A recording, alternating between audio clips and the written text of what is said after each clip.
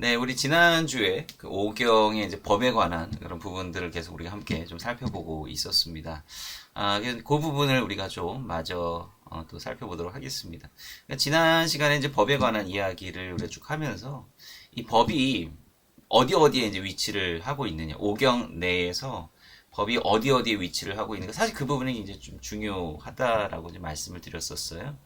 그러니까 우리가 이제 성경 뭐 통독을 하거나 이럴 때 그냥 갑자기 뭐 이야기가 나왔다가 또 갑자기 뭐 법이 툭 튀어나오고 이제 요런 흐름들을 우리가 체계적으로 참 정리하기가 뭐 쉽지가 않습니다. 왜냐하면 뭐 성경 자체가 뭔가 이렇게 딱 체계적으로 이렇게 챕터별로 나누어져 있거나 뭐 여기에 자세하게 왜 이게 나오는지 설명을 해준다거나 이러지 않고 문득문득 막 이렇게 나오는 그런 경우들이 사실 많이 있죠. 그렇기 때문에 우리가 구조적으로 이런 것들을 잘 아, 이해를 하기가 쉽지가 않을 수 있다라고 하는 겁니다. 그런데 이제 중요한 것은 이 법이라고 하는 게 성경의 그 오경에 있어서 그 내러티브의 흐름이라고 하는 것이 있지 않습니까? 그 내러티브의 흐름에 있어서 굉장히 중요한 역할을 한다라고 하는 것을 우리가 좀 생각해 볼 필요가 있는 거죠. 뭐 간단하게 좀 리뷰를 한다면 이스라엘 백성들이 이제 출애굽을 해 나와서 이제 19장에 보면 이제 시내산 쪽에 이제 이르게 되지 않습니까? 19장 5절과 이제 6절에 보면 하나님께서 이제 이스라엘 백성들에게 이 제사장 민족, 거룩한 백성, 제사장 민족이라고 하는 그런 사명을 주시지 않습니까? 사실 이게 굉장히 중요한 이스라엘 백성들의 미션입니다. 근데 이 미션이 오늘날 우리 교회의 어떤 역할까지도 그 연장선이 있는 거예요. 그러니까 우리가 하나님의 말씀을 따라 순종하면서 살아간다라고 하는 것이 무엇일까? 우리가 조금 이따 이제 레위기에 대해서 좀 간단하게 살펴볼 텐데, 그러니까 우리가 이스라엘 백성들이 레위기에 나타나 있는 어떤 제사법이라고 하는 것을 지켰을 때 그들에게 나타나는 뭐 쉽게 말하면 효력이 무엇일까? 변화가 무엇일까? 우리가 하나님의 말씀대로 순종하면서 살아간다라고 하는 것에 어떤 효력이 무엇인가? 어떻게 해야 우리가 그러한 사역에 동참할 수 있는가? 뭐 이제 이런 어떤 질문들을 가지고 우리가 요 법이라고 하는 부분들을 이해할 필요가 있다라고 하는 것입니다. 근데 이제 이스라엘 백성들이 거룩한 백성으로 부름받았다라고 하는 것, 이것이 어떻게 보면 이제 법에 있어서 가장 중요한 개념이에요. 그러니까 그 뒤에 나오는 법을 다 지키면, 잘 준행하면 이스라엘 백성들은 곧 거룩한 민족, 거룩한 백성이 되게 해주시겠다라고 말씀해 주시는 겁니다. 이게 이제 이스라엘 백성들의 중요한 어떤 정체성이자 사명이자 법을 지켰을 때 그들에게 주어지는 중요한 지위다라고 하는 거예요. 그러니까 우리가 생각할 때 이제 너무 이제 제사 중심주의로 이제 가다 보면 이 제사를 드리는 존재만이 그러면은 구원함을 넣을 수 있느냐? 사실 이거는 좀 다른 문제로 생각되어야 된다라고 하는 거예요. 제사를 드리지 않으면 구원을 받지 못하고 제사를 드려야 구원을 받느냐? 우리가 이렇게 생각하면 안 된다라고 하는 거예요.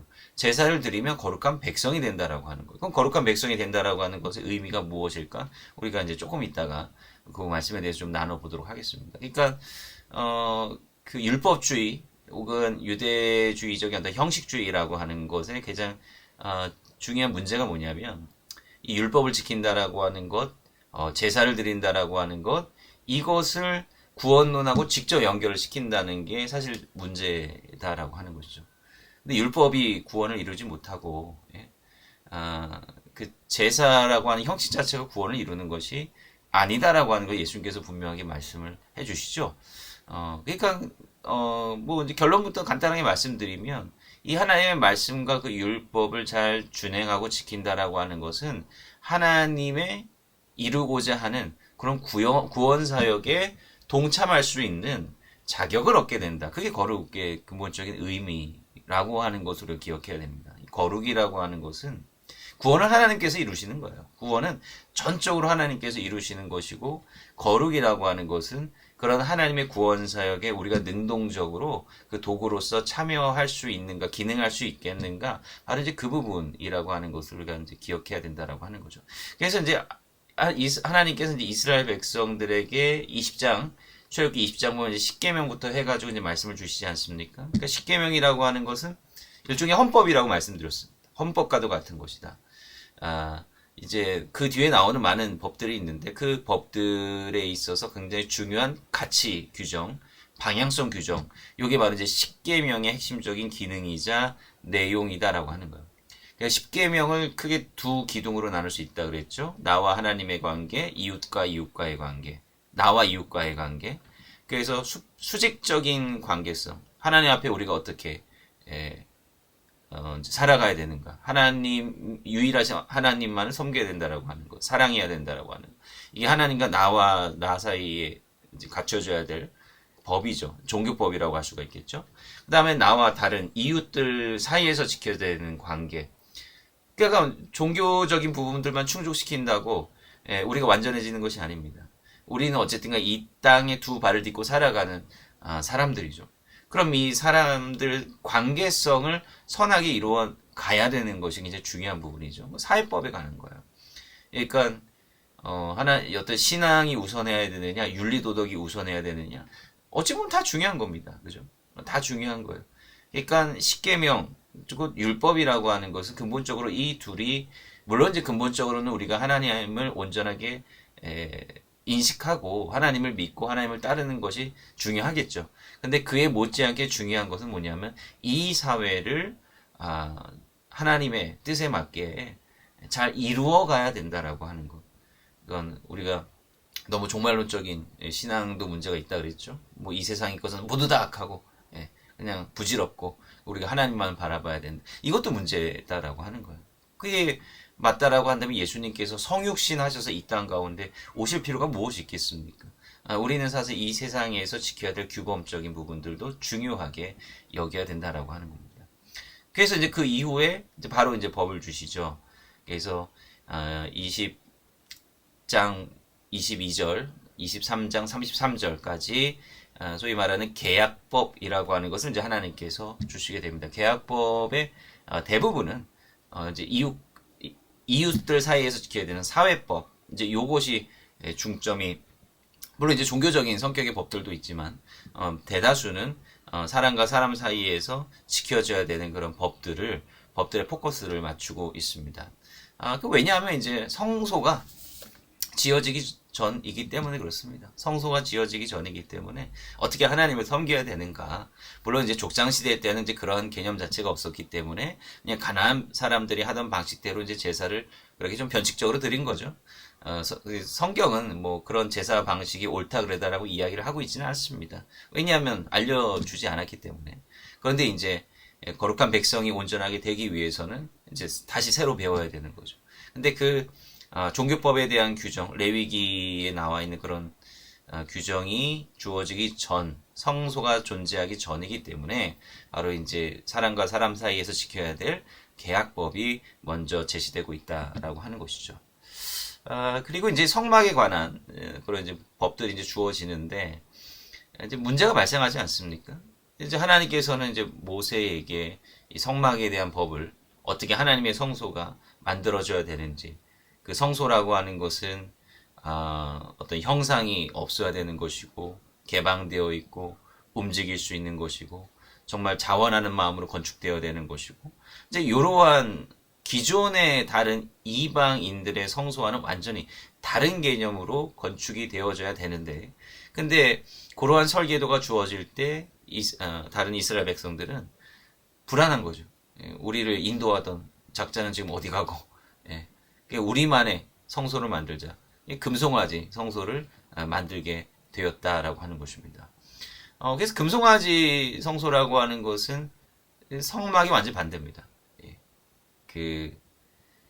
완전히 우상 중심의 가시적인.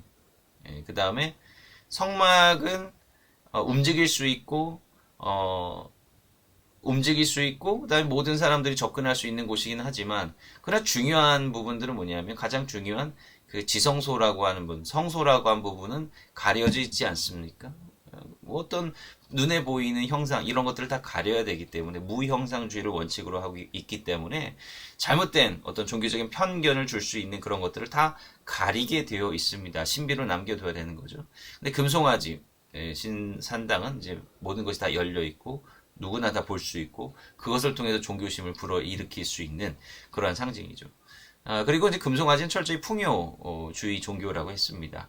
풍요를 숭상하는 그런 이제 가나안 종교의 특징을 가지고 있는 것이라고 이제 볼 수가 있겠죠. 그래서 이런 잘못된 성소를 이제 만든 이스라엘 백성들이 또 하나님의 또 심판을 받게 되는 것 아니겠습니까? 그러한 일이 일어난 다음에 무슨 일이 일어납니까? 바로 새로운 언약. 요게 이제 또 다른 십계명이라고 보통 해석을 합니다. 두 번째 십계명이라든지 아니면 요게 제사법 중심의 십계명이에요. 제의 십계명 뭐 이렇게 이야기도 합니다. 그래서 뭐 이제 비평적인 학자들은 요것이 어떻게 보면 문서설의 또 다른 증거다. 왜냐하면 십계명이 뭐 두 번 반복되지 않느냐라고 이제 이야기를 하는데요. 근데 사실 엄밀히 말하면 그렇지는 않습니다. 똑같은 내용으로 반복되는 것도 아니고 또 이건 사람들이 다 동의하듯이 이것은 제의적인 십계명이다라고 하는 거예요. 왜 여기서 제의적인 십계명이 나오겠습니까? 금송아지 산당 때문에 그런 거예요. 이 사람들이 어떤 종교적인 부분에 대해서 오해를 하고 있고 바로 잡아야 될 부분이 있기 때문에 여기서 오직 한 분 하나님만을 잘 섬겨야 된다라고 하는 바로 그 부분, 그 포인트, 종교적인 부분을 다시금 요약해서 강조하고 설명해주고 있는 그러한 기능을 하고 있다라고 하는 것으로 우리가 좀 생각을 해봐야 된다라고 하는 것이죠. 그 다음에 이제 성막이 건축이 되기 시작하는 것입니다. 그래서 이제 출애굽기의 내용은 성막이 완성되는 것으로 이제 거기서 끝마쳐지게 된다라고 하는 거예요. 그래서 이제 출애굽기에 나와 있는 어떤 법의 순서를 보면 십계명, 그 다음에 계약법, 그 다음에 제의 십계명, 그 다음에 뭐 이제 그거랑 이제 더불어서 성막에 대한 어떤 건축 이제 요거까지 이렇게 진행이 된다라고 하는 겁니다. 자, 그럼 그 다음에 이제 레위기가 나오는 거예요. 여러분 한번 생각해 보세요. 이 내러티브의 순서를 생각해 보시면 됩니다. 사람과 사람 사이에서 지켜야 될 법들이 주어진 거죠. 그 다음에 이제 성막이 건축이 되었습니다. 그럼 이제 자연스럽게 어떠한 법이 나와야겠습니까? 성막 사용 설명서가 나와야 되겠죠. 그게 레위기입니다. 종교법이 나오게 되는 거죠. 성막이 건축이 되었으니까 그 성막을 중심으로 해서 어떻게 하나님을 섬겨야 되느냐라고 하는 바로 그 부분이 바로 레위기에서 이제 나타나게 된다라고 하는 것입니다. 그 레위기에 대한 좀 자세한 내용은 제가 2023년도 가을에 이제 터치 바이블 강좌, 이거는 오프라인으로 했던 강의인데요. 그 강의 때 이제 제가 설명을 좀 드렸었고, 그 자료 링크를 제가 요 프레젠테이션에 이제 남겨놨으니까 여러분들 뭐 자세한 내용은 제 강의 내용 혹은 요 내용 이렇게 참고해 주시면 좋을 것 같습니다. 제가 이제 중요한 내용들을 좀 추려서 함께 좀 정리해 보도록 하겠습니다.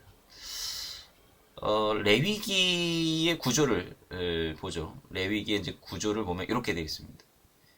제물과 제사에 대한 규정이 먼저 나옵니다. 네. 그래서 기본 제사법에 대해서 나오는 거죠. 여기 이제 아래쪽, 여기 이제 보시면, 예, 성막과 제사. 요 부분에 보면 이제 제가, 요 이제 챕터별로 중요한 내용들을 이렇게 좀 정리를 해놨습니다. 그러니까 이제 제사의 어떤 기본적인 방식에는 이제 5가지의 방식이 있다 그랬어요. 번제, 소제, 화목제, 속죄제, 속건제. 이렇게 5가지의 기본 제사법이 있습니다. 그러니까 이제 이러한 제사법은 어떤 절기 때나 어떤 중요한 일이 있을 때 뭐 한 가지만 드린다기보다는 이제 제사의 종류를 이제 다양하게 해서 같이 드리는 거나 이렇게 하는 경우도 있습니다. 요거는 이제 5가지라고 하는 것은 이제 제사의 어떤 방식에 대해서 이제 언급을 해주고 있는 거예요. 자, 그러니까 이제 자연스러운 법이죠. 이제 성막에 있어서 가장 중요한 것은 제사잖아요. 그 뒤에 무슨 뭐 어떤 절기법이라든지 어떤 뭐 대속죄리라든지 뭐 이러한 일들을 절기나 중요한 어떤 종교적인 일을 할 때에 제사가 중심이 되는 겁니다. 그러니까 이제 기본 제사법들에 대한 방법을 먼저 익히고 그런 뒤에 설명을 해줄 필요가 있겠죠. 뭐 제사장 그 안수식이라든지 이제 이렇게 할 때 제사를 드리지 않습니까? 이제 그러한 일들을 할 때 이 기본 제사법들이 이제 들어가야 되니까 이것들을 먼저 숙지해야 될 필요가 있다라고 하는 거죠. 첫 번째는 이제 번제에 대해서 나오는데 이제 번제는 이제 히브리어로 이제 올라라고 하는데 한국말 표현이 재밌습니다. 정말 올라가다라고 하는 의미가 있는 거죠. 그래서 제사의 가장 기본적인 개념은 재물을 가지고 와서 그 재물을 도살하고 이거를 태우는 겁니다. 요게 이제 그 이스라엘 종교에 있어서의 제사의 굉장히 중요한 개념인데요. 그냥 제사가 아니라 희생 제사, sacrifice, 희생 제사라고 하는 부분이 굉장히 중요합니다. 뭐 이제 히브리어로 제바흐라고 이제 이야기도 하기도 하는데, 이게 사실 우리가 제사하면 언뜻 툭툭 튀어나오는 그런 어떤 기복적인 방식의 제사와 개념과는 철저하게 구별이 되어야 된다라고 하는 거예요. 그러니까 이스라엘의 제사를 생각할 때 그 기본 개념, 방향성, 그 목적, 의미 이것이 무엇이냐 굉장히 중요합니다. 물론 우리가 제사를 드리는 것은 아닙니다만은 근데 이 제사라고 하는 개념이 뭐와 관련되어 있어요? 예수님의 십자가 희생과 그대로 직결되어 있습니다. 그러니까 예수님께서 십자가에 돌아가신 그 역사 자체가 바로 제사가 된다라고 하는 거예요. 그러니까 예수님께서는 멜기세덱의 반차를 따르는 대제사장이다고 히브리서에서 정의하고 있지 않습니까? 그 예수님께서 행하시는 어떤 십자가 사역이라고 하는 것은 우리를 위한 대속죄의 사역이 되는 것이고 화목제가 되는 것이고 그러한 것들이 이제 성경에서 신약 성경에서 계속해서 언급이 되고 있다라고 하는 거예요. 그래서 예수님께서는 제사장이자 친히 제물이 되셔서 우리를 위한 구원의 제사를 드리셨다라고 하는 것. 이거 이제 신약의 고백이자 우리의 고백이 된다라고 하는 거예요. 그런데 이제 예수님께서 십자가에 돌아가신 그런 의미가 무엇이냐라고 설명을 하라고 한다면 언뜻 설명을 하기가 상당히 쉽지가 않다라고 하는 거예요. 이제 그것을 우리가 잘 해석하고 이해하기 위해서 구약의 어떤 제사의 개념을 우리가 분명히 알아야 된다라고 하는 거죠. 그래서 구약의 어떤 굉장히 중요한 제사의 개념은 희생제사라는 게 있어요. 기복적인 제사와 희생제사의 굉장히 중요한 차이점이 무엇입니까? 기복적인 제사라고 하는 것은 기브 앤 테이크입니다. 네. 그러니까 뭐 우리나라도 전통적으로 제사를 많이 지내왔잖아요. 그죠? 저도 어렸을 때 집에서 제사를 드렸었습니다. 저는 그 풍경이 항상 생각이 나고, 제사를 드릴 때면 항상 맛있는 음식이 올라가기 때문에, 그거를 이제 전을 이렇게 몰래 뺏어 먹는 그런 재미가 생각이 나는데, 그럼 결국 뭡니까? 상차림을 잘 하면, 뭐 조상신이든 뭐 우상이지만, 그런 신들이 와서 그것을 먹고, 그거보다 훨씬 더 따블 되는 복을 우리한테 달라. 그냥 give and take예요. 그러니까 우리가 더 많은 것을 얻기 위해서 우리가 가지고 있는 그 일부를 떼어서 주는 그러한 과정이 바로 이제 기복적인 제사다라고 하는 겁니다. 그런데 성경에서 정의되고 있는 제사는 그것이 아닙니다. 그건 give and take가 아니에요. 요거는 우리의 희생의 의미를 가지고 있는 거예요. 우리는 이제 성경에서 정의하는 바는 뭡니까? 우리가 지난번 창세기 이렇게 나눌 때 그때 이제 죄의 원죄의 개념에 대해서 나누고 왔는데, 우리가 이제 죄인이다라고 하는 것은 어떤 의미예요? 우리가 뭐 사회에서 뭐 정의하는 뭐 그러한 뭐 법에 저촉되는 사실 그런 부분의 죄가 아니라 근본적인 차원에서의 죄. 그러니까 우리가 하나님과 같이 되려고 하는. 그러니까 선악과를 먹는다라고 하는 게 뭐예요? 우리가 판단하겠다는 거예요. 무엇이 선하고 무엇이 그른지 우리의 가치대로, 우리의 생각대로, 우리의 욕망대로 판단하겠다는 건 아니에요. 그러니까 우리가 생각하는 대로 사는 게 진리다라고 착각하고 있고, 그게 사실 우리의 근본적인 한계이자 죄라고 하는 거죠. 그래서 사실은 그런 죄에서 우리가 자유롭지 못한 존재다라고 하는 거예요. 우리는 하나님에게 이제 축복받은 어떤 자들이기 때문에 자유의지를 갖게 되지 않았습니까? 자유의지라고 하는 것을 가지고 하나님을 온전하게 섬기고 하나님의 말씀에 적극적으로 순종하는 삶을 살아야 되는데, 우리는 잘못된 방향으로 자유의지를 활용해 왔다라고 하는 것이죠. 근데 하늘나라의 어떤 심판정에서는요, 판결이 하나밖에 없습니다. 유죄 판결이 나면은 무슨 구금, 구속 이런 거 없고 무조건 사형밖에 없는 거죠. 죽어야 되는 거예요. 근데 하나님께서는 이제 창세기 22장에 나오는 이삭 제물, 그 사건을 통해서 우리의 근본적인 속죄의 개념, 요거에 대해서 속죄의 길, 속죄의 방법, 요거에 대한 길을 열어 주셨습니다. 그게 뭡니까? 대속이라고 하는 거죠. 우리 대신 다른 존재를 대신 죽게 하는 것입니다. 그러니까 이제 여기서 가장 중요한 건 뭡니까?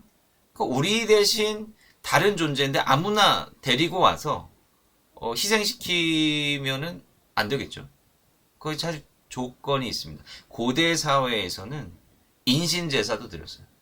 왜 인신제사를 드렸어요? 인신제사의 개념이 뭐예요? 가장 중요한 거예요. 가장 중요한 거예요. 그러니까 막 성경에도 나오죠. 모압 왕이 막 포위를 당했을 때 자기의 아들을 막 바치는 아주 끔찍한 일들이 벌어지게 되고, 그 다음에 이제 뭐 이삭 제물 사건도 결국은 인신제사를 드리라고 하는 하나님의 명령 아닙니까? 근데 결국은 그것이 금해지고 뿔에 가시덤불에 걸린 순양을 데려다가 그거를 제물로 바치게 하는 거죠. 성경적으로 보면 인신제사가 안 되는 이유는 딱 하나밖에 없습니다. 왜냐하면 속죄의 제물의 자격이 없어요, 인간은. 기복적인 차원에서는 인신제사가 최고의 가치를 가지고 있을는지는 몰라도 끔찍하지만 하나님의 어떤 대속의 개념에서는 인간이 다른 인간을 위해서 대신 희생 당해봐야 의미가 없어요. 왜?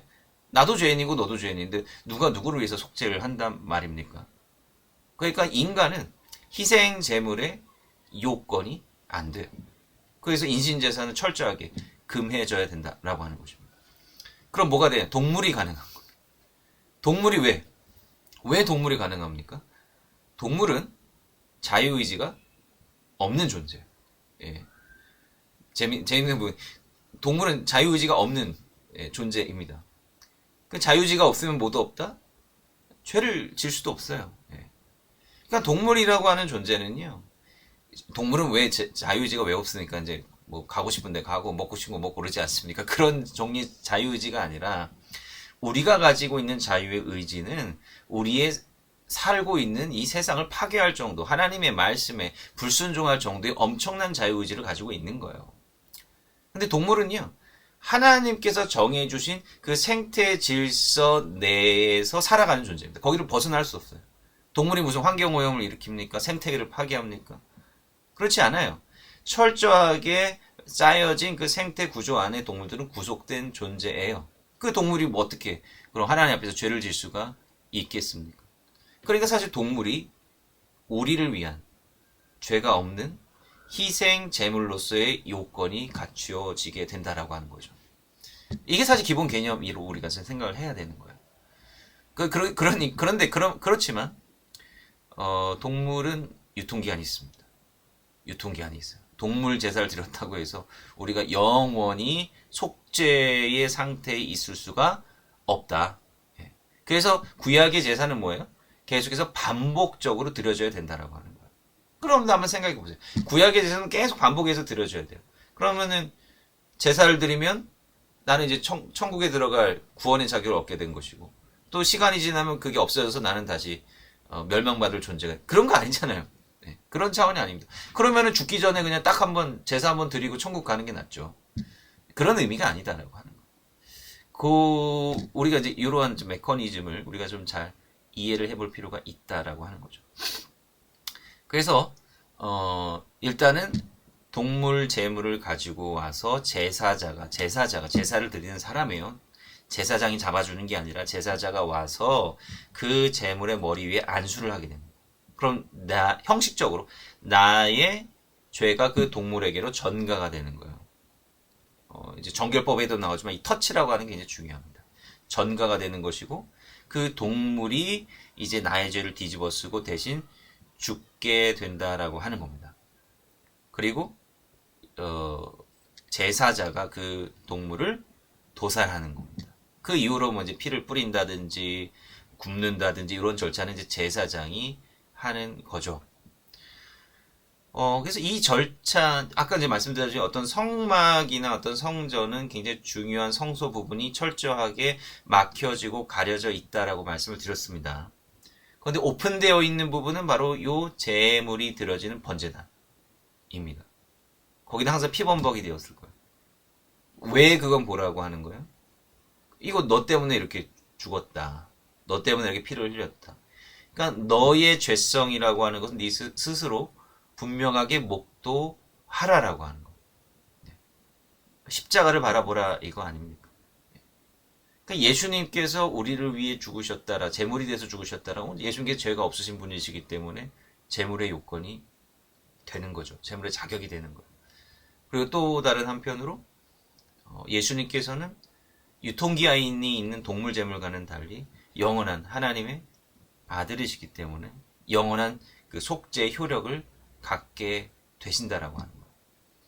그러니까 이런 제사를 행하고 속죄함을 받고 거룩하게 되었다. 여기서 중요해. 거룩하게 되었다라고 하는 것은 뭡니까?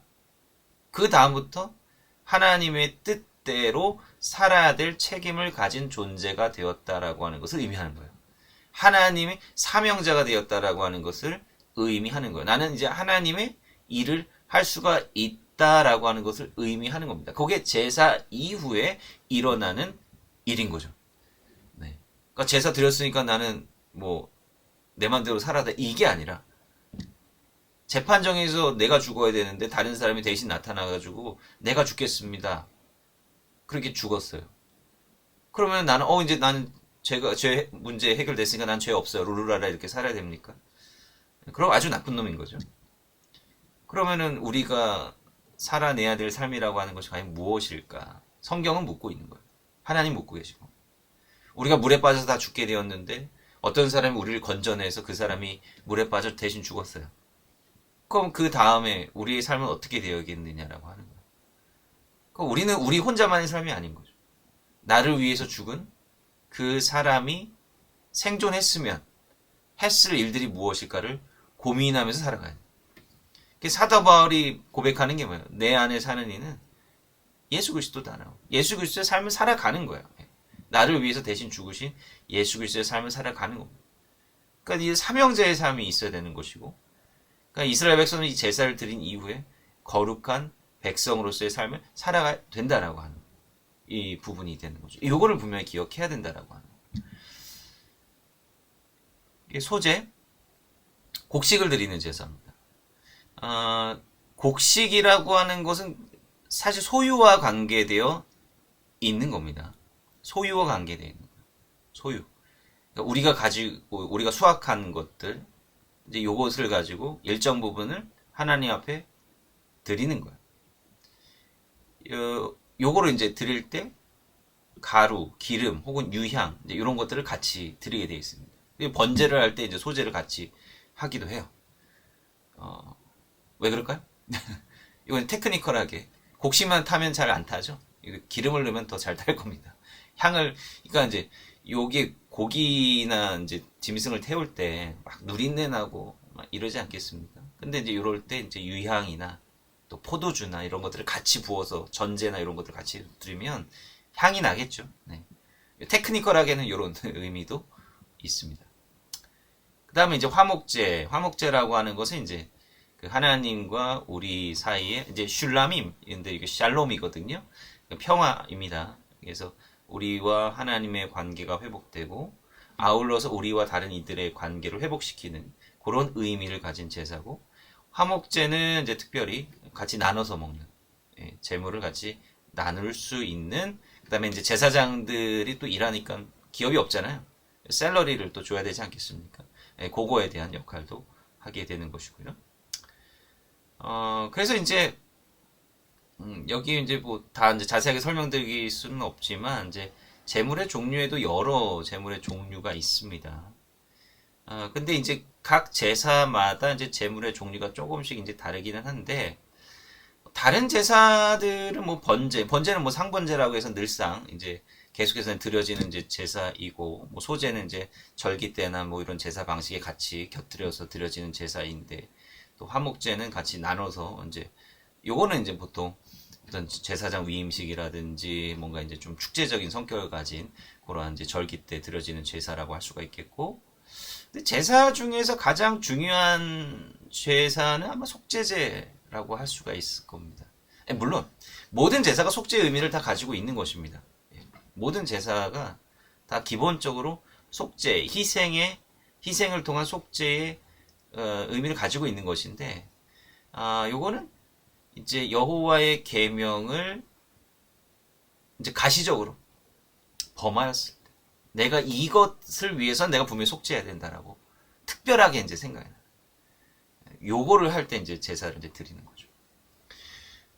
근데 그 속죄제가 아마 좀 필수적인 제사였나 봐요. 다른 제사들은 왜냐하면 이 제사를 드린다는 게요. 비용이 많이 들어갑니다. 그죠? 소든 양이든 염소든 비용이 많이 들어가요. 예. 그리고 이제 꽤나 까다롭습니다. 자기 가축을 끌고 뭐 이제 광야 시대 때는 덜 했겠죠. 근데 이제 요게 그 땅을 점령한 후에 뭐 예루살렘이든 뭐 그 전에는 뭐 실로나 뭐 베델이든 뭐 거기에 이제 성소가 있었을 때에는 이거를 끌고 가야 되잖아요. 근데 조금 이따 말씀드리겠지만 재물이 정결을 지켜야 되거든요. 그러니까 이 짐승들이 뭐 지 맘대로 행동하는데 막 엉뚱한 데로 막 갈 수도 있는 것이고, 정결치 못한 것들하고 터치가 될 수도 있는 것이고, 거기가 또 정결례를 또 시켜야 돼요. 굉장히 비용도 많이 들고 힘들어요. 그리고 동물이 잘 가면 좋은데 뭐 이제 맹수한테 물려서 죽을 수도 있고, 여러 가지 이제 위험 요소들이 많이 있습니다. 그래서 이제 나중에 이제 편의상 먼 길 오가지 말고 성전 앞에서 재물 바로 사세요. 이제 이런 이제 그 업자들이 뭐 이제 있기도 했죠. 이제 그런 것들을 이제 우리가 생각해 볼 수 있는데, 어찌됐든 간에 이 속죄제라고 하는 다른 제사는 몰라도 속죄제는 좀 필수적인 그러한 제사였던 것 같습니다. 그래서 속죄제는 누구나 제사에 참여할 수 있도록 하기 위해서 제물의 종류가 상당히 다양합니다. 가난한 사람이나 사회적인 지위가 있는 사람이나 다 제사를 드릴 수 있도록 다양한 제물들을 이렇게 허락을 해주는 거예요. 그래서 이제 기본적으로 성경의 어떤 그 지위에 따르면 송아지가 제일 비싸요. 숫송아지 제일 비싸고 그 다음에 암송아지. 요거는 이제 뭔가 좀 제사장 지위, 그러니까 제사장, 세속적인 지도자들 뭐 이제 이런 식으로 지위가 이렇게 내려갑니다. 뭐 그게 하이라키한 지위라기보다는 그래도 뭐 당시로서는 뭔가 또 중요하냐 뭐 이제 그러한 중요성의 정도가 좀 달랐던 것 같아요. 어쨌든 간에 그 지위가 또 중요할수록 좀 더 좋은 거를 바쳐야 되는, 값진 것을 이제 바쳐야 되는지 그런 게 있는데, 근데 일반 백성은 이제 암염소나 이제 어린 암양을 좀 드려라 이제 이런 것들이 있죠. 특수 규정, 흥미로운 부분이 뭐냐면 특수 규정이 있어요.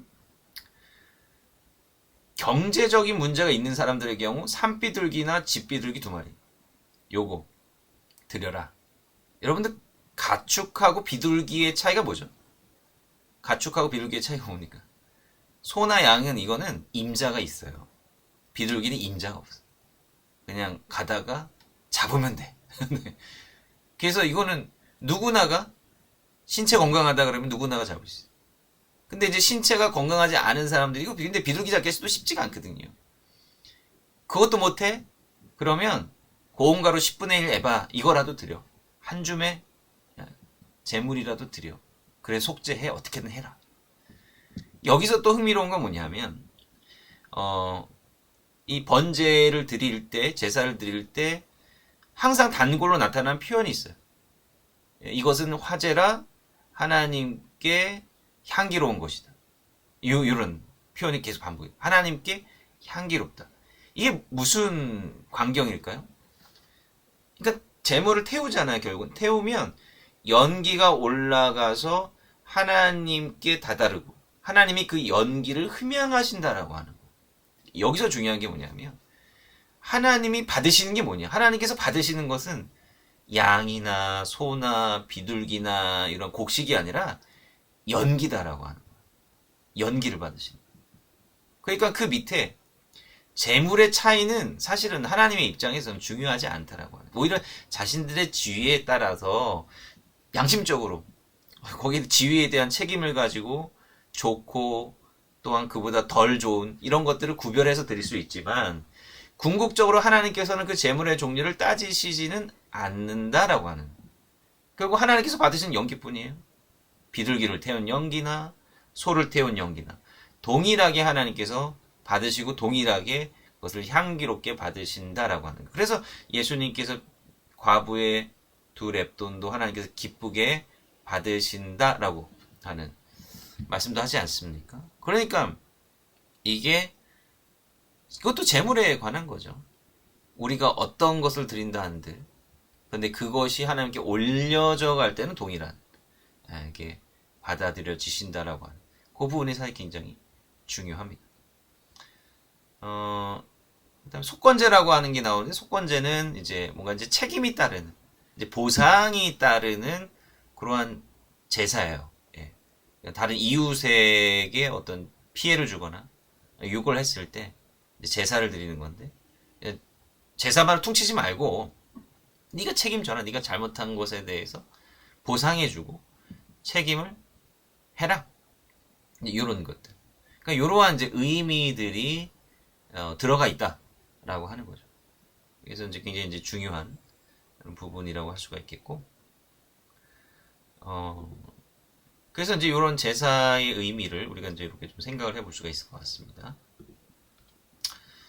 그리고, 그러니까 기본적으로 이제 너희들이 이제 제사를 어떻게 이제 드리는 것을 이제 알았으니까, 그 제사를 드릴 사람이 필요하잖아요. 이제 제사의 설명서가 나왔으니까 이걸 해야 될 사람들이 필요하잖아요. 제사장 위임식이 나오는 거예요. 제사장 위임식.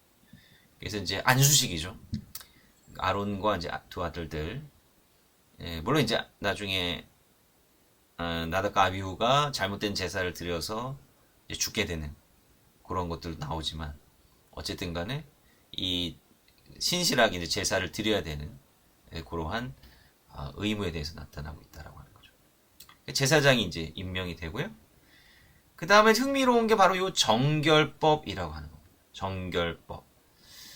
그러니까 유대인들이 지금도 이 정결법이라고 하는 것을 이제 굉장히 중요하게 지키고 있죠. 그러니까 유대인들의 정결법이라고 했을 때 가장 얼른 생각나는 게 뭐예요? 음식법이거든요. 음식법. 그래서 유대인들은 이제 코셔라고 하는 그런 음식을 먹는데, 이게 이제 정결법의 일부죠. 정결법은 뭐 더 많은 의미를 가지고 있는 건데, 그럼 왜 이 음식을 가려서 먹어야 되느냐라고 하는 거죠. 그럼 정결의 반대말은 부정이거든요.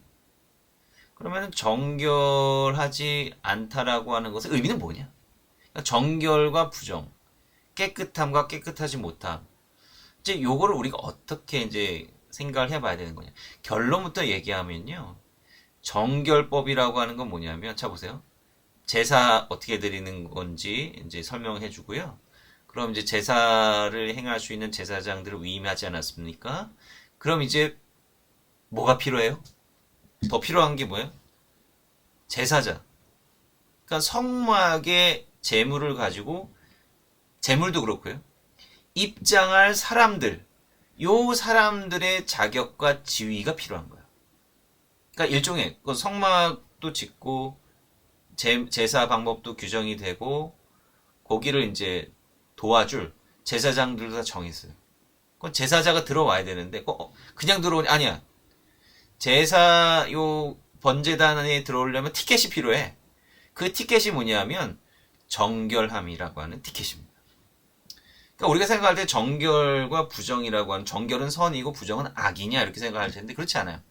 정결은 제사를 드릴 수 있는 티켓을 든 상태가 되는 것이고요. 부정은 성막에 입장하지 못하는 상태가 되는 겁니다. 그러니까 구별이죠. 성전에 들어올 수 있느냐 그러지 못하느냐를 구별하는 게 정결과 부정의 개념이다라고 하는 거예요.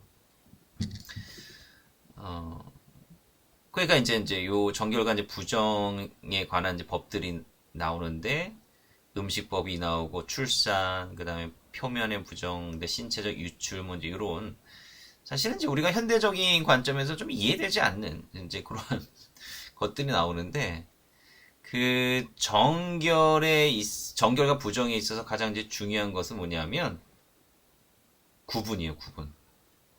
구분. 이게 딱 구별되어 있어요. 분리되어 있어야 되고 구별돼 있어요. 이게 굉장히 중요한 부분입니다. 그러니까 유대인들의 어떤 음식을 먹는 것만 봐도요, 뭔가 유대인들은 뭐 섞는 걸 별로 좋아하지 않습니다. 섞는 걸 좋아하잖아요.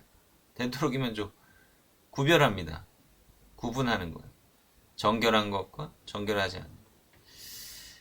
음식의 정결법의 이제 의미가 이제 무엇일까? 이제 여기 이제 성경에 나와 있는 이런 이제 정결법과 관련된 요 다양한 이제 부분들을 이제 이렇게 정리를 좀 해봤는데요. 굽이 갈라지고 되새김질하는 동물은 먹을 수가 없다. 먹을 수 있습니다. 양, 소, 염소. 그러나 이에 해당하지 않는 포유류는 부정하여 먹을 수가 없다. 네. 이거 왜 그럴까요? 이거에 대한 이거에 대해서 뭐 논문도 있고 뭐 연구도 있는데 사실은 뭐 유대인들이 뭐 이런 질문을 하면 항상 단골로 대답하는 방식이 있습니다. 까까라고 해서 그냥 그래서 그런 거지 뭐 그렇게 나와 있으니까 그런 거지. 예.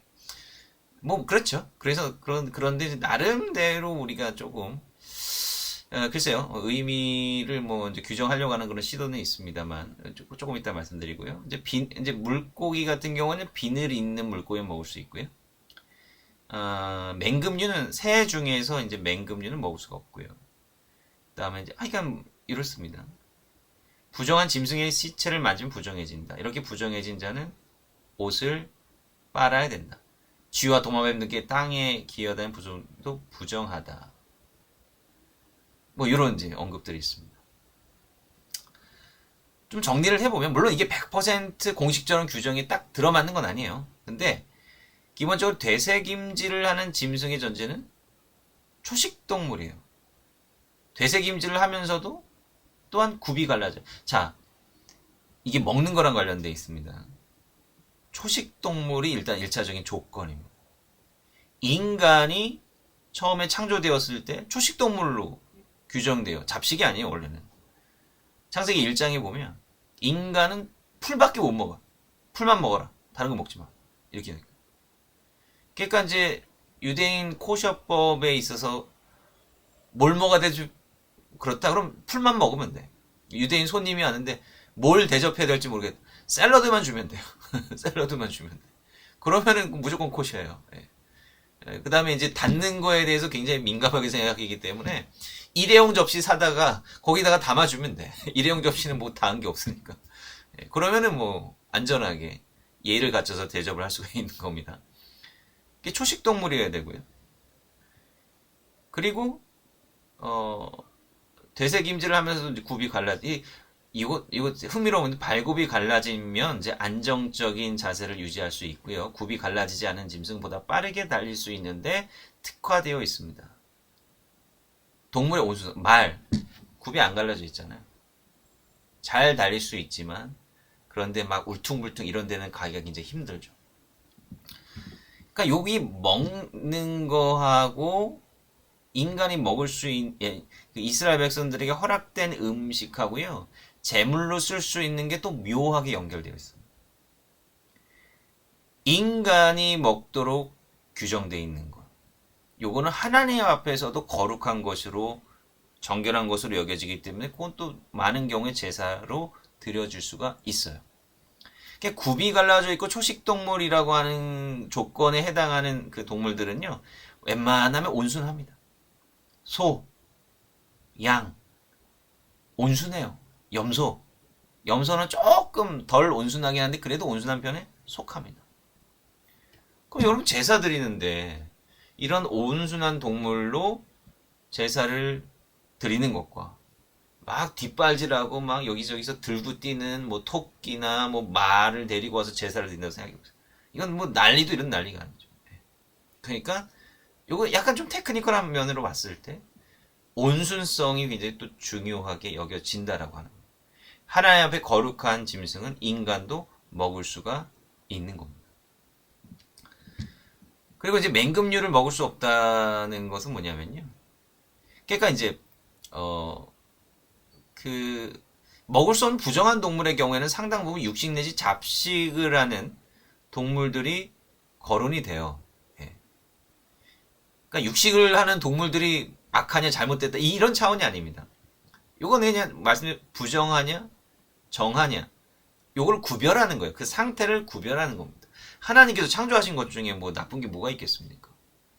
근데 하나님께서 노아의 홍수 이후에 인간에게 말씀하시는데 모든 동물은 너희들 다 먹어도 돼.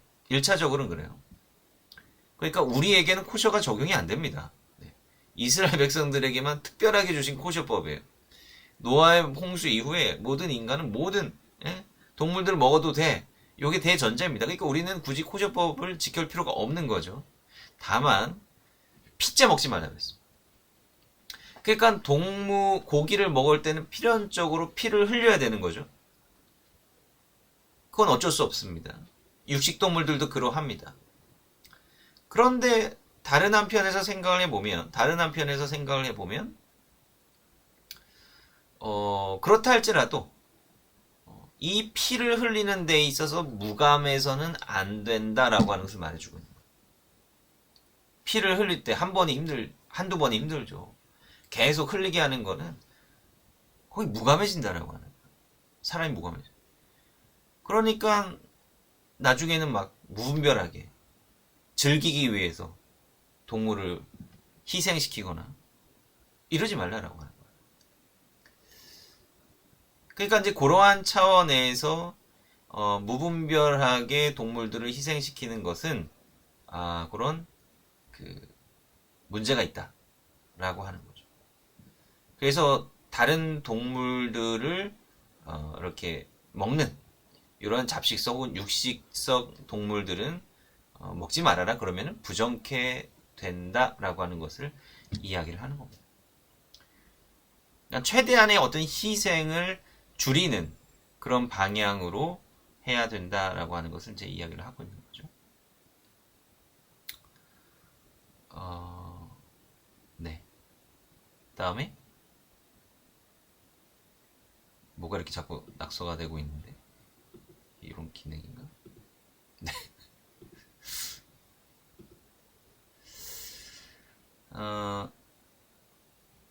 그래 이제 물과 관련된 부정. 그러니까 물은 이제 어떤 뭘 흡수하고 이제 뭘 옮긴다라고 하는 그런 특성을 가지고 있기 때문에 이러한 것들을 우리가 이제 주의해야 되는데 특별히 이제 물은 흘러야 됩니다. 계속 흘러서 그리고 이제 씻겨내야 되지. 이제 그게 이제 정결한 물인데요.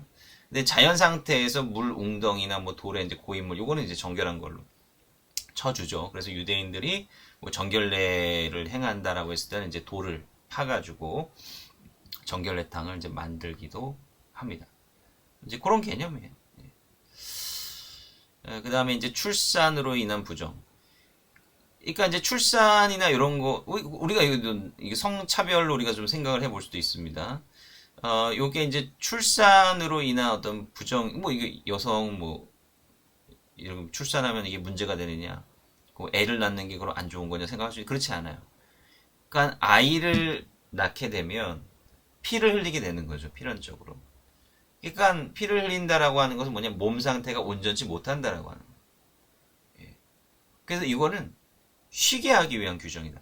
정결과 부정은 선과 악이 아니라 그랬습니다. 이거는 몸을 온전케 하라라고 하는 그런 의미로 우리가 이제 생각을 해 봐야 된다라고 하는 것이죠.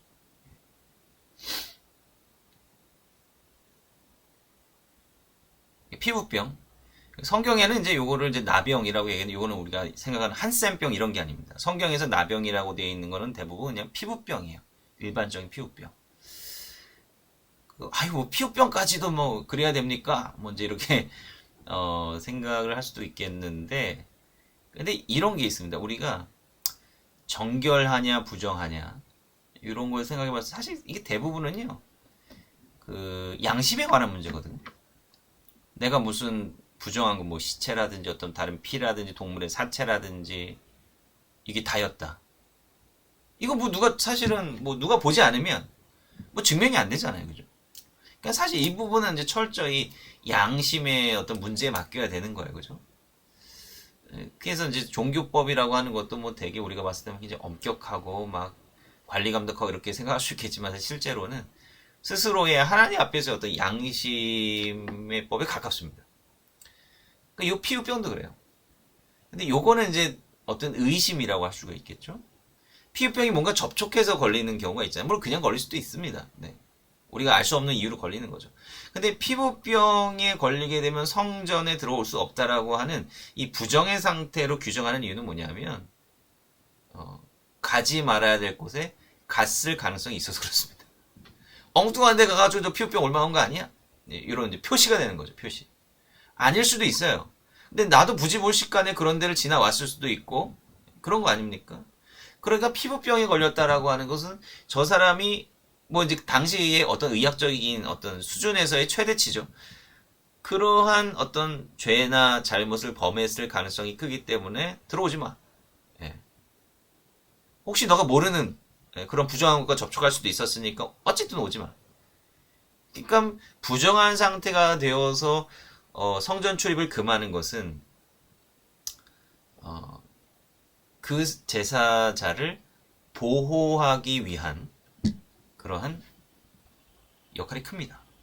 그 사람이 하나님 앞에 죄를 범치 않도록 보호해 주는 거예요. 최대한. 어쨌든 너가 깨끗해진 다음에 들어와라 라고 하는 거죠. 그러니까 제사라고 하는 게요. 우리가 뭐 오늘날의 예배랑 완전히 다른 거죠. 이렇게 제물도 들어가고 이렇게 까다로운데 어떻게 뭐 매주 제사는 꿈도 못 꾸는 것이고 성경에서 개근상 주는 기준이 뭐예요? 1년에 3번이에요. 6월절, 7.7절, 초막절 3번 오면 개근상 주는 건데 그마저도 받기가 힘든 겁니다. 평생에 솔직히 말하면 한두 번 갈까 말까 거의 그 정도였다라고 생각해 볼 수도 있겠죠. 일반 이제 예루살렘에 멀리 떨어진 사람들 어떤 입장에서는 이제 그럴 정도로 사실 이 제사라고 하는 게 어려운 것입니다. 부정에서 정결의 상태가 되어야 제사를 드릴 수가 있고 제사를 드리면 거룩의 상태가 됩니다. 그러니까 부정, 정결, 거룩 요 단계예요. 그럼 거룩의 단계가 되면 우리 하나님의 일을 할 수가 있다. 요게 되는 것이죠. 그러니까 우리는 이제 예수 그리스도의 십자가를 믿는 이들로서 이런 걸 다 바이패스하고 하나님께서 우리에게 주신 사명을 행하는 것만 남은 거예요. 그게 이제 어떤 증인의 역할, 제자의 사명, 이제 그런 의미다라고 하는 거죠. 그 다음에 이제 대속제일인데, 대속제일이 이제 16장에 언급이 됩니다. 그러니까 아까도 말씀드렸지만, 이스라엘 백성들이 물리적으로 다 갈 수가 없어요. 성전에 다 갈 수가 없잖아요. 그러면은 1년에도 뭐 제사를 뭐 몇 년 동안 개인적으로 제사를 드리지 못하는 경우도 허다하게 생길 텐데, 그럼 그런 경우는 어떻게 합니까? 대속제일이 있어요. 대속제일은 온 이스라엘 백성들을 위한 제사입니다. 제사에 가지 못해도 대속제일로 그게 대속이 된다라고 하는 거죠. 그러니까 대속제일의 기능은 바로 이제 이런 의미가 있고요.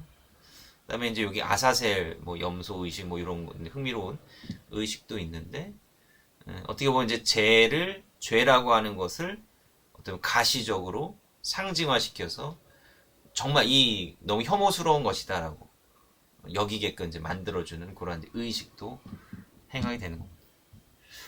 그러니까 이제 우리가 뭐 나중에 뭐 그 땅 점령 그 부분에 대해서 우리가 이제 이야기를 할 때 다시 반복하게 될 거지만 한번 이제 다른 나라들은요, 다른 이제 이방 국가들은 지방 산당들이 다 있잖아요. 근데 기본적으로 하나님께서 이스라엘 백성들에게 그 가나안 땅으로 들어가서 해야 될 일, 가나안 땅으로 들어가 이스라엘 백성들이 지방 산당을 다 때려 부셔야 되는 거예요. 중앙 성소 하나만 남겨놔야 되잖아요. 근데 다른 한편으로 보면 지방 산당이라고 하는 게 사실 지방에 살아가는 사람들에 대한 종교 복지거든요. 어떻게 맨날 예루살렘으로 갑니까? 그러니까 갈 수가 없어요. 가기도 힘들고 멀고 생업도 해야 되는데. 그러면 지방 산당이라도 있어야 거기에서 제사를 드릴 거 아닙니까? 근데 그것마저 다 때려 부수라는 거예요. 물론 말 안 듣고 지방 산당 다시 세워요. 문제가 발생하는 거죠. 근데 우리가 생각해보면 그 정말 이상적인 어떤 체계 내에서는 지방산당이라고 하는 게 존재할 수 없는데, 그러면 지방 사람들은 어떻게 종교적인 혜택을 얻을 수 있겠습니까? 라고. 제가 봤을 때는 그 지방산당을 대체하는 게 레위인들이라고 생각합니다. 레위인들의 성읍들. 레위 성읍이 지방산당을 대체하는 개념이라 생각해요. 그러면 그 레위인들의 역할이 뭐예요? 레위인들이 항상 예루살렘에만 있는 거 아니잖아요. 레위인들은 흩어져 살아가는 사람들이고, 레위인들도 제비뽑기 하면서 순번 돌아가면서 예루살렘으로 가기 때문에 대부분은 지방에 남아 있어요. 이 사람들이 지방에서 해야 될 일이 뭡니까? 말씀 가르쳐 주는 거예요. 율법 가르쳐 주고, 송사가 생기면 하나님의 법대로 재판하고.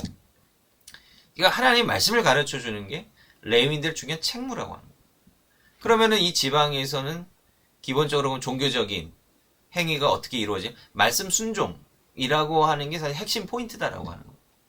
말씀에 순종하는, 말씀 중심의 어떤 그 종교성이라고 하는 게, 우리가 뭐 생각할 때는 뭐 이제 성문 토라가 이제 막 형성되기 시작하는 그때쯤이라고 생각할 수도 있겠지만, 사실 처음부터 이 레위인들이 지방산당을 대체함으로써 하나님의 말씀이라고 하는 게 굉장히 중요하게 여겨졌다. 그러니까 형식적인 제사는 형식적인 제사로 가되, 오히려 더 대다수의 이스라엘 백성들과 밀접하게 연관을 맺고 있는 것은 하나님의 말씀에 대한 순종이다. 그래서 북이스라엘 선지자들의 그 예언서, 뭐 이제 아모스나 뭐 이제 호세아나, 이제 이러한 책들을 보면 왜 너희들 남왕국에 있는 예루살렘 성전으로 가서 제사 드리지 않아야? 이렇게 얘기하지 않습니다. 예. 북이스라엘 백성들에게 왜 예루살렘 성전에 가서 제사 안 드려? 이렇게 이야기하지 않아요. 다만 산당에서 제사하는 거를 비판하죠. 근데 그거에 대한 반대급부로 뭘 하라고 하는? 하나님의 말씀, 정의와 공의를 실행하라라고 얘기하잖아요. 그러니까 지방산당에서 제사 드리지 말고 정의와 공의, 하나님의 말씀을 실현하라라고 하는. 이게 본래부터 이스라엘에 있었던 종교적인 메커니즘인 거예요. 형식적인 제사는 중앙에서 진행하고, 나머지는 하나님의 말씀을 순종하고 기억하고 가르치면서 살라. 이게 중요한 종교적인 메커니즘이다 라고 하는 거. 이게 이제 굉장히 중요하다고 생각합니다.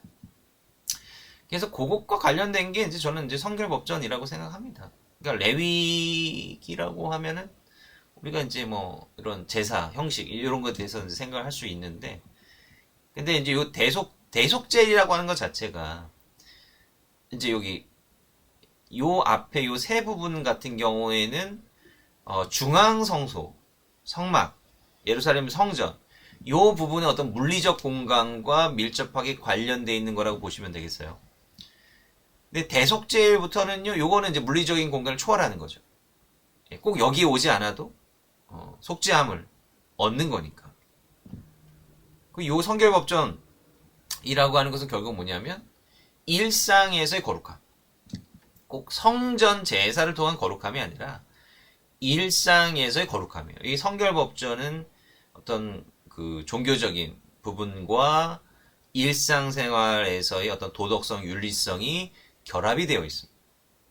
그러니까 너 제사나 어떤 형식을 위해서 너 그때만 뭐 정결하려고 애쓰고 그렇게 제사 통해서 거룩해지려 애쓰고 그러지 말아라.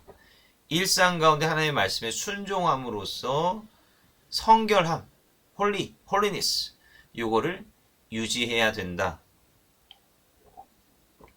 이것을 강조하고 있는 거죠. 그러니까 레위기는 어떤 정해져 있는 어떤 성소에서의 어떤 거룩성뿐만 아니라 일상생활에서의 거룩성까지 확장하고 있는 개념이라고 할 수 있습니다. 그러니까 사실은 제가 봤을 때는 구약이라고 하는 게 사실 처음부터, 그러니까 뭐 신약 시대에 와서 뭔가 좀 초월적이고 어떤 보편적인 성소 개념이나 어떤 교회 개념 이렇게 새로운 거라고 생각할 수 있는데 사실 처음부터 이랬어요. 근데 사람들이 이걸 자꾸 오해를 하고 잘못 받아들이고 잘못된 방식으로 적용하고 하다 보니까 문제가 생기는 거죠. 그 이후로는 하나님께서 때로는 이 성소를 파괴하시기도 하시는데 왜? 그게 잘못됐다라고 하기보다는 이 사람들의 어떤 본질, 이 사람들이 숙지해야 될 본질을 가로막는 것들을 때로는 제거함으로써 중요한 것을 바라보게 하시는 거다라고 하는 거예요. 근데 이게 이제 중요한 그 레위기의 방향성이라고 생각합니다. 이게 이제 종교법이고요. 뭐 더 자세한 내용은 뭐 터치바이블 옛 강의 자료를 좀 살펴보시면 좋을 것 같습니다. 그 다음에 조금만 더 하죠. 그 다음에 신명기, 다음에 이제 신명기 역사서에 관한 부분을 우리가 뭐 이제 다음 시간까지 좀 이어서 하려고 하는데, 그래서 이제 이러한 그 법, 레위기, 그다음 민수기잖아요. 이제 민수기까지 해가지고 민수기 한 10장 정도까지 이 법이 쭉 연결됩니다. 그래서 이제 드디어 민수기에서 이제 이스라엘 백성들이 이제 길을 떠나는 겁니다. 민수기는 이제 여러 가지 의미를 가지고 있습니다. 굉장히 복잡한 이야기가 나오는데, 민수기에서 가장 그 끈덕지게 나타나는 그 이야기는 뭐냐면 이스라엘의 불순종이죠. 출애굽 1세대, 출애굽 1세대죠. 출애굽 1세대의 불신과 불순종, 불만 이야기 시리즈가 민수기에서 계속 나오지 않습니까? 바로 이 부분이에요. 그러니까 출애굽 1세대의 실패의 기록에 관한 내용을 이야기를 하고 있습니다. 그러니까 결국 하나님께서 주신 미션이 있거든요. 거룩하게 되어야 된다. 하나님의 도구로서 쓰임 받아야 된다. 바로 요게 이제 레위기에서 요구되는데, 그걸 유지해 나가면서 가야 되는데, 그걸 제대로 하지 못하는 이제 이스라엘 백성들의 이제 모습을 조명해 주고 있죠. 결정적으로는 이제 정탐꾼 이야기가 나오지 않습니까? 정탐꾼 이야기가 나오는데, 이 정탐꾼 이야기에서 바로 이제 12명의 정탐꾼들이 갔는데 10명은 부정적인 보고, 여호수아와 갈렙은 긍정적인 보고를 하지 않습니까? 뭐 여러분 잘 아시는 이야기죠.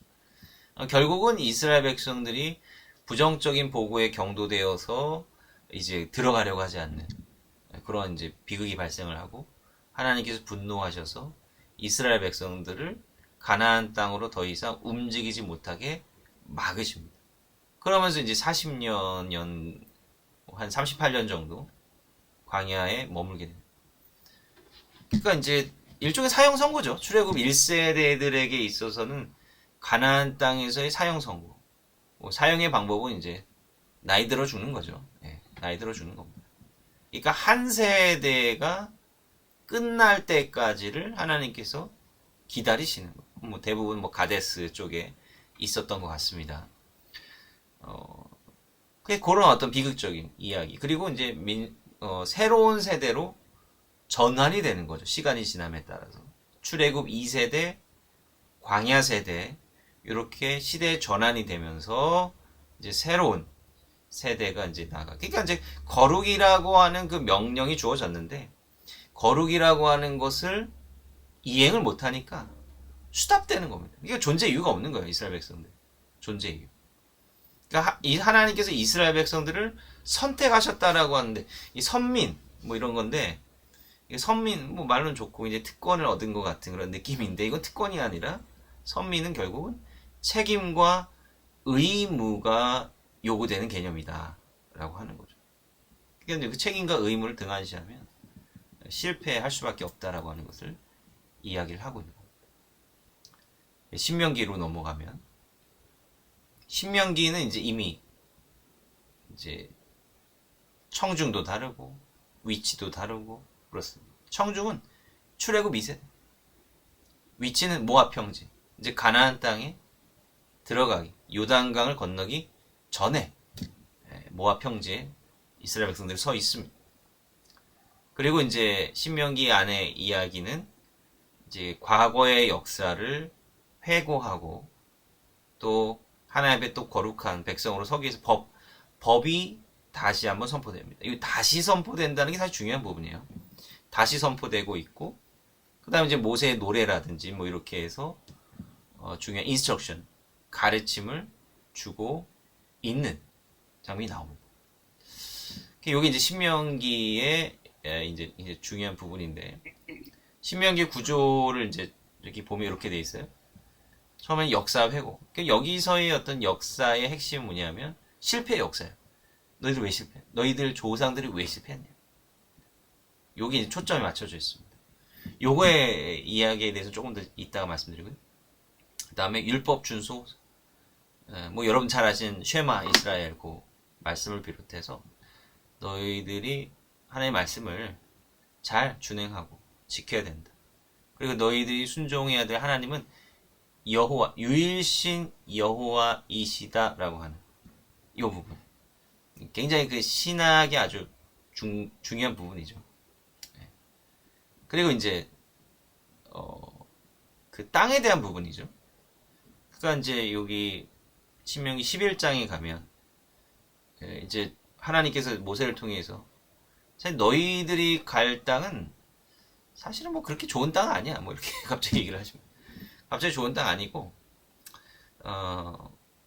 애굽에서 발로 밭에 발로 물 내기를 했는데, 그러니까 발로 물을 낸다라고 하는 것은 그런 형식의 어떤 펌프를 말하는 건데, 그만큼 물이 날강이 있잖아요. 그러니까 원하면 이제 물을 얼마든지 퍼 나를 수 있는, 농사를 잘 지을 수 있는, 비가 오나 비가 오지 않으나 나일강 그 7,000m 흐르는 엄청난 강 아닙니까? 그 강에서 나오는 물로 그냥 언제든지 이 수천 년을 흘러가고 있는, 수천 년을 흘렀는지 수만 년을 흘렀는지 우리가 알 수 없을 정도로 엄청나게 흐르고 유유히 흐르는 강이 나일강 아닙니까? 그런데 너희들이 갈 땅은 그런 강은 없어. 그 가나안 땅에서 발할 수 있는 그 물의 소스는요, 땅이 아니라 하늘입니다. 물론 뭐 갈릴리 호수도 있고 요단강도 있기는 한데, 그게 이제 가나안 땅 전체를 다 먹여 살릴 수 있는 충분한 물의 양은 되지 못합니다. 하늘을 바라봐야 돼요. 이른 비와 늦은 비를 기다려야 되는 거죠. 지금은 뭐 이스라엘은 아주 바싹 말라있는 굉장히 건조한 시즌입니다. 구름 한 점 없어요. 근데 이제 한 10월 달쯤 되면, 9월 말에서 10월 달쯤 되면 이제 약하게 이제 구름이 몰려오면서 약하게 이제 비가 내리기 시작을 하는 거죠. 그거 이제 이른 비라고 하는데, 요 비가 오는 시기가 이제 파종, 밀이나 보리를 이제 파종하는 시기입니다. 비가 와야 싹이 트지 않겠습니까? 그러면서 이제 겨울에 비가 많이 오고요. 한 4, 5월쯤 되면은 이제 거기에 그 알곡을 이루겠죠. 밀하고 보리, 이제 요게 이제 열매 맺는 시기입니다. 6월절, 7.7절 이제 요게 알곡을 맺는 시기예요. 하늘에서 이제 마지막 비가 내리는 시기가 뭐 4월에서 5월 정도, 이렇게 마지막 비, 늦은 비입니다. 늦은 비가 잘 내려야 마지막 알곡을 튼튼하게 잘 맺는 거야. 그러니까 이른 비하고 늦은 비는 이제 농사의 상징이죠. 그래서 하나님의 말씀을 잘 청종하고 잘 순종할 때 하나님께서는 이른 비와 늦은 비를 때에 맞춰 내려주실 것이다 라고 하는 거예요. 그 얘기는 뭐냐면, 너희들이 하나님의 말씀을 잘 순종하는 것이 그 땅에서 영속적으로 생존하고 살아갈 수 있는 전제가 된다라고 하는 것을 말해주고 있는 겁니다. 요게 중요한 부분. 요게 중요한 부분. 그러니까 조건적이다라고 하는 거죠. 너희들 그냥 가서 뭐 어떻게든 뭐 잘 먹고 잘 살라고 보내는 거 아니야. 거기서 하나님의 말씀을 잘 순종해서 하나님의 뜻에 맞는 거룩한 나라를 이루라라고 하는 거죠. 요겁니다. 요거. 그래서 그런 거룩한 나라를 이루고 선한 영향력을 끼칠 수 있는, 하나님의 복을 전할 수 있는 제사장 국가를 세우라라고 하는 거예요. 그 다음에 이제 율법들이 나옵니다.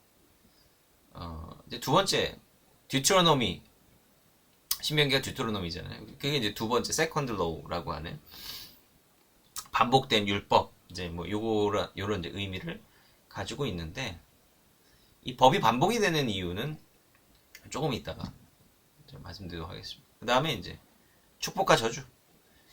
이게 이제 신명기 신학의 핵심입니다. 신명기 신학 아주 심플해요. 하나님의 말씀에 순종하면 복을 받고, 하나님의 말씀 순종하지 않으면 저주를 받는다. 요게 이제 신명기 신학의 가장 심플한 것이고, 제가 여기 타이틀에다가 신명기 역사서라고 이렇게 해놨는데, 신명기 역사서라고 하는 것은 뭐냐면 바로 이 심플한 요 신명기 신학을 토대로 해가지고 역사를 써 나가는 것이에요. 그러니까 신명기 이후에 어떤 책들이 있습니까? 여호수아, 사사기, 룻기는 이제 히브리 성서 배열 방식으로 뒤에 가 있습니다. 사무엘상, 사무엘하, 열왕기상, 열왕기하. 그러니까 여호수아서부터 열왕기하까지를 신명기 역사서라고 부르기도 합니다. 왜냐하면 여기에 기록된 역사는 그냥 역사가 아니에요. 옛적에 뭐 이런 일이 있었어. 팩트를 전달하기 위한 목적으로 쓰여진 역사가 아니라 하나님 보시기에 이 시기가 성공했냐 그렇지 못했느냐, 하나님 보시기에 이 왕이 훌륭하고 거룩한 왕이냐 그렇지 못하느냐를 평가하고 판가름하는 거예요. 이 역사의 역사관이라고 하는 게 있지 않습니까? 오늘날에도 100% 완전히 순수한 팩트로서의 역사는 없어요. 역사 기록에는 항상 그 역사에 대한 판단과 평가가 있는 거죠. 네. 오늘날 우리가 겪고 있는 이 혼란한 전국도 뭐 한 100년, 200년 후에 그 평가가 어떻게 될지 우리가 모를 일입니다. 어떻게 그런 판단 기준이 바로 역사관, 사관이라고 하는 것인데, 신명기 역사서라고 하는 것은 바로 신명기 사관, 하나님, 그러니까 역사를 평가하는 게 하나님이 되는 거예요. 아무리 뭐 왕이 엄청난 업적을 이루고 세상적으로 성공하고 넓은 영토를 했다고 할지라도 그 왕이 하나님 앞에 불순종한 왕이야? 필요 없어요. 악한 왕이 되는 거예요. 나라를 거의 절단낼 지경까지 이르렀지만, 대표 히스기야 같은 사람, 나라를 거의 절단낼 상태까지 놓였지만 그래도 하나님 앞에 순종함으로써 나라를 구원했어요. 선한 왕. 이렇게 평가를 받게 되는 겁니다. 이게 신명기 역사의 중에 핵심이고, 신명기 사관, 신학이라고 하는 게 이제 사실 구약 성경을 이해하는 데서 굉장히 중요하다라고 하는 것을 생각해야 됩니다. 그다음에 결어 29장 30장 여기 보면 이제 뭐 모세의 노래, 이제 축약이죠. 이제 율법의 내용을 이제 요약을 하는. 그다음에 이제 모세 유언과 여호수아의 임명, 모세가 이제 하나님 부르심을 받는 장면, 이런 것들이 이렇게 이제 언급이 된다라고 하는 거예요. 네, 시간이 조금 애매한데 요 언급만 하고 요거는 이제 언급만 하고 다음 시간 이어서 하겠습니다. 신명기가 이제 세컨드 로우라, 두 번째 법이라고 하지 않았습니까? 근데 이제 앞에서 나왔던 이제 출애굽기서부터 이제 민수기, 주로 이제 내러티브 부분이죠. 요 부분에서 언급된 내용들이 신명기에서 다시 반복이 돼요. 그러니까 모세가 역사 회고를 하잖아요. 출애굽 1세대 역사 회고를 하잖아요. 근데 출애굽기서부터 민수기에 언급되어 있는 내용과 좀 다른 방식으로 모세가 회고를 해요. 그래서 뭐 역사 비평가들은 요거를 이제 다른 역사 자료가 존재했던 증거다 뭐 이렇게 이야기도 하지만 저는 뭐 그렇게 생각하지 않습니다만, 다르긴 달라요. 근데 사실 다르긴 달라요. 그럼 이 다름을 어떻게 이해해야 되느냐라고 하는 거죠. 이 해석의 열쇠는 두 번째 그 율법이 반복된다는 점에 있다고 생각합니다. 결론부터 말씀드리면, 왜 반복을 합니까? 왜 반복을 하죠? 법을 신의 선에서 했는데 왜 또 반복을 해요? 상황이 달라졌기 때문에. 지금 청중도 달라졌어요. 그리고 이제 곧 그 땅으로 들어가야 돼요. 그러니까 신의 산에 있을 때는 아직 뭐 땅 앞에 이제 있는 상태는 아니니까, 물론 사회법이나 어떤 윤리적인 도덕성 뭐 이런 것들도 이제 강조를 덜어 하기는 하지만, 근데 아직은 조금 막연한 부분이 좀 있는데, 근데 가나안 땅으로 코앞에 목전에 두고 있을 때는 좀 더 앞에 있는 법을 보완하고 확장해야 될 필요성이 또 있는 거고요. 그 다음에 이스라엘 백성들이 과거 이제 이스라엘 백성들이 지키는 그런 모양새를 보니까 이거 이렇게 해서는 안 되겠다라고 하는 그런 문제 의식이 있어서 그런 것들을 좀 더 보완하는 또 성격이 또 있을 수도 있고요.